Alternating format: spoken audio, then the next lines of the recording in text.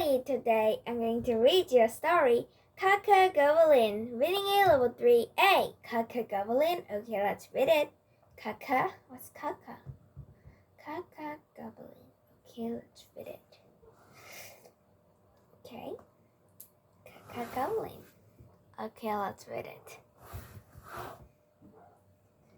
There was an elderly woman with a bad back in the town, and everyone called her Mrs. Stroller. One day, she was on her way back from the marketplace. She walked with the support of a stroller because it was more comfortable than using a cane. Holding onto the stroller with one hand, she waved hello to her neighbors with each other. Today, she gave an unusually big wave. One of her neighbors asked, Mrs. Stroller, do you have any good news today? This was the very question she had been hoping for, and there was something she wanted to boast about. Today, my one and only grandson is coming for a visit. I bought his favorite thing. The neighbor hesitated for a bit. Then she spoke as she studied Mrs. Stroller's face.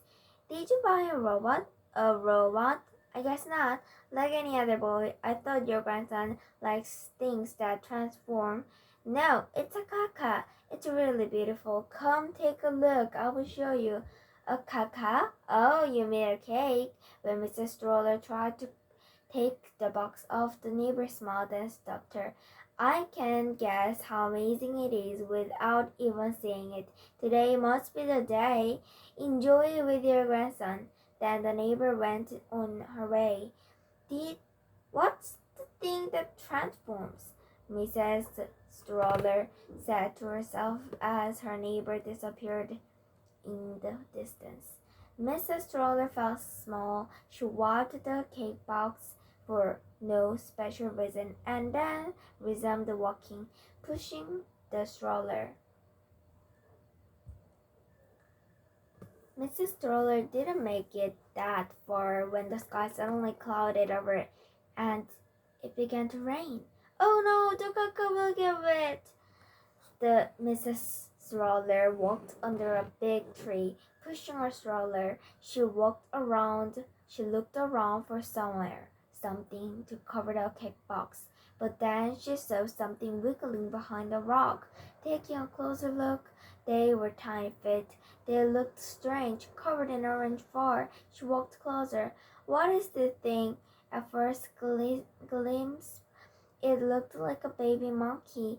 Its hands and feet were like those of a human, but its body was the size of a cat. Its entire body and orange fur, and it even had a long tail. As Mrs. Stroller approached, it crouched and trembled in fear. Two fingernail-sized horns were visible through its wet hair. Only then did Mrs. Stroller clap her hands, realizing what it was. Right, you're a goblin! Mrs. Stroller had seen goblins when she was young, yet she had never seen a goblin so tiny and orange-furred before. You look soaking wet. You're soaking wet, Mrs. Stroller pitied the goblin, who was shivering helplessly in the cold. She took her handkerchief out and rubbed his body. At last the goblin lifted his head and looked at Mrs. Stroller. He was a one-eyed goblin with one big round eye.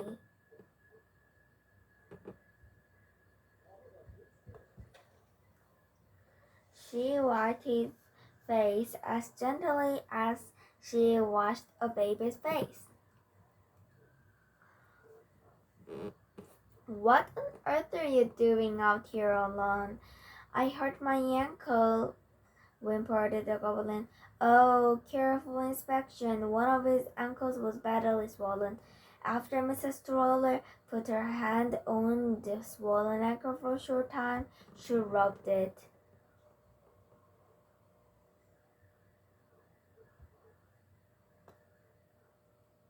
Oh, boy, we need to get you to the hospital right away. At that, the goblin, who had been on the verge of tears just a moment ago, started to get up. Have you ever seen a goblin at the hospital? I just need to rest in a warm place, but I can't move with the pain. How did you get hurt? I heard children's laughter over the fence. I wanted to see what was so funny. I see. Mrs. Stroller chimed in, nodding her head every time the goblin spoke. And I tried to sneak into the house. Then a dog barked, and I slipped trying to flee. Oh, that's too bad. The goblin became sullen. Mrs. Stroller messaged the goblins and called. Thankfully, it soon stopped raining. She took the cake box out of the stroller and put it down on the ground. Then she lifted the goblin lightly and sat him in the stroller. I will take you to your mother. You will catch a cold in this cold weather. The goblin was stunned. Nobody had ever been so kind to him before, and he had never imagined that one day he'd ride a stroller.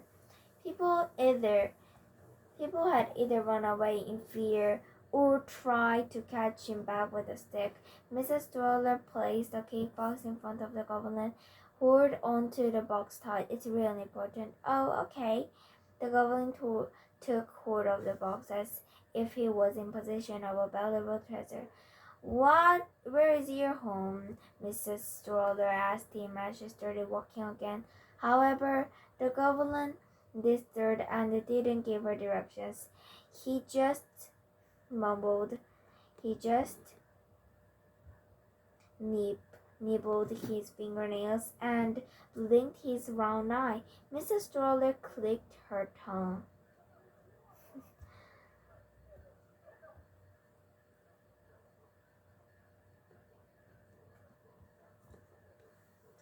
You don't know where your home is? Then let's try this way first. Tell me if you notice something familiar. She thought that either the goblin round would remember the way or they would encounter his parents looking for him. After walking for a while, the goblin sniffed the box. Excuse me, what is in the box? It smells so nice. Mrs. Stroller became over smiles at the thought of a beautiful cake. This is the Kaka for my grandson. Kaka? This is the Kaka for my grandson. He's going to visit me today from a very far away place. Kaka? What's that? The goblin put his eye close to the tiny gap between the lid of the box and the box itself, but he couldn't see what was in it. The smell was so tempting that he couldn't hold back his curiosity. It looked like he was going to push his head inside the box at any minute. Mrs. Stroller tapped her bent back, and sat in front of him. Do you want to see it? Mrs. Stroller opened the box and carefully took the cake out. It was white cream cake decorated with colorful fruit on top. Wow, it's so pretty. It's so pretty cake. It's so pretty. The goblin couldn't take his eye off the cake. After savoring the aroma deeply, he gulped. Then he dirtied his tongue out and smacked his lips. Mrs. Stroller couldn't just put the cake back into the box. She pointed at a corner of the cake and said, Here, take a small piece from its corner. As soon as Mrs. Simbai made the offer, the goblin scooped a piece of the cake with his right hand and ate it. Whoa, so yummy! The goblin's eyes widened. He had never tasted anything like this before. The goblin looked bewitched by the cake as he was licking some cream off his fingers. Mrs. Stroller was worried the goblin would ask to eat more. She couldn't afford to buy another cake since she had spent all her money on this one, so she quickly put the cake back into the box. Then she rose to her feet and pushed the stroller again. Let's hurry. Your mother must worried sick about you. The goblin didn't ask for more. Instead, he sniffled, rubbing his face on the box. I think this goblin loves Kaka very much. You mean cake. I mean cake. Grrr. The goblin's stomach rumbled so loud that Mrs. Stroller can hear. Are you hungry? Just a little. Did you have lunch? The goblin didn't reply. What on earth were you doing until now without eating? Mrs. Stroller cried, and the goblin lowered his head. Soon Mrs. Stroller felt sorry for the goblin because the small goblin became timid and looked even smaller. The fluffy hair on the goblin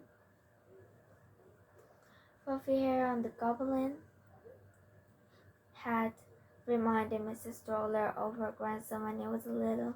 Her grandson used to be chubby before he got sick. You hurt your leg. You can't find your home. To top it all off, you are hungry. What should we do now?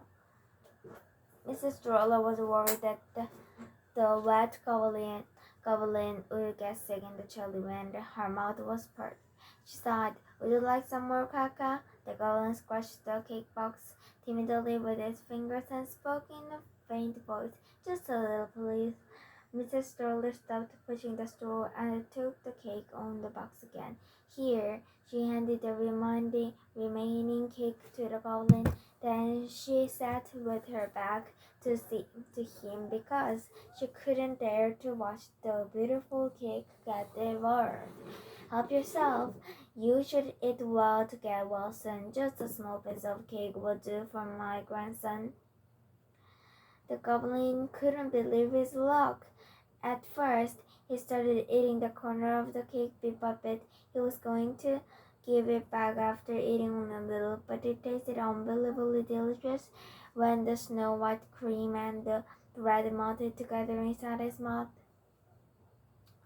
The goblin felt like he would melt too. The moment he put the cake in his mouth, it slid down his throat. It was impossible to stop eating at once. He had experienced the sweet taste, not to mention the sweet smell of the colorful fruit.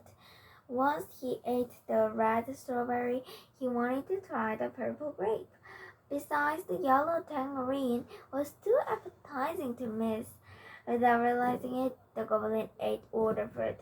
Before long, only small portions of squashed bread and cake and some cream were left. The goblin really wanted to eat every last crumb, but he didn't, in all consistence. Then he gently tapped Mrs. Stoller's back with his fingers.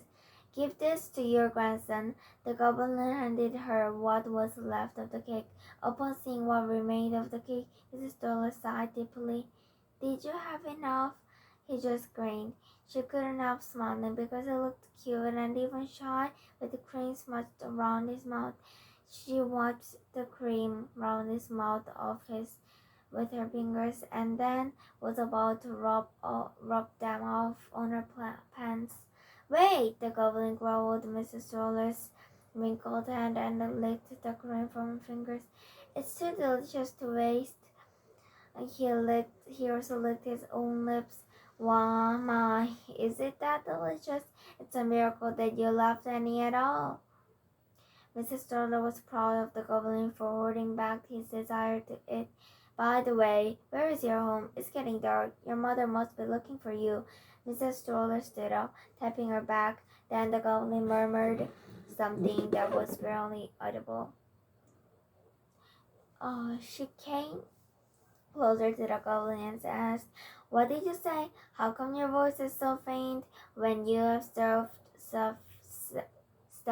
yourself with the delicious Kaka? The goblin replied without looking into her eyes. To tell you the truth, I don't have parents or a home. Then the goblin slowly got off the stroller. I'm so sorry. I didn't mean to deceive you. People are usually scared of me, but you treated me with kindness. You washed my face, gave me a ride, and even fed me this delicious Kaka. Mrs. Stroller was choked with a flood of emotion. She was reminded of her grandson, who had grown up without a mom or dad, and she felt a pity for the goblin. Mrs. Stroller had a cake box out of it and spoke. You can eat it all. I didn't know that goblins liked Kaka that much. The goblin had a big smile and reached out for the box. Then all of a sudden he stepped back and waved his hands. No, thank you. I've had enough. You should give it to your grandson. It's alright. Boys like things that transform more than they like Kakas. Did you say transform? The goblin's eyes twinkled. He limped and stood in front of Mrs. Stroller. Then, out of the blue, he turned into a stone. Soon after, he turned into a leaf and then into a Kaka cake. Gosh, that was unbelievable. She was amazed to see the goblin's transformation. Mrs. Stroller cleared her throat and cupped her hands around her mouth. She spoke to the goblin and turned into cake. Do you want to come to my And once the goblin changed back to his usual form.